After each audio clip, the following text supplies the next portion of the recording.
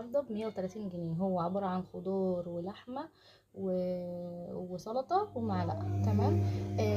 ربنا يشفيه يا رب ويعفو عنه. ادعوله بجد، هو داخل العمليات. ربنا يقومه بألف سلامة. وبصراحة جزاه الله خير، هو من بدري قوي وهو بيعمل اطعام معايا من بدري جدا. حتى حاول ان هو يعني ايه، يعني يقف معايا. انا مش بعرف اتكلم بصراحة، بس جزاه الله خير. وربنا يعني يقومه ألف سلامة ويعافيه ويخليه لزوجته ولعياله، وربنا يحفظه. وجزاه الله خير ان هو لسه مستمر اهو. ثواني الف لكم الكاميرا احسن. تمام. اهو الاطعام، هو خضار وسلطة واللحمة. جزاه الله خير وربنا يشفيه ويعفو عنه. وكل اللي بيشارك لسه معايا ولسه بيدعمني وكده، جزاكم الله خير كلكم. وان شاء الله كله يقدر يطلع اطعام بعد كده او اكل بيتي، انا الاتنين يعني. تمام. في رعاية الله. سلام عليكم.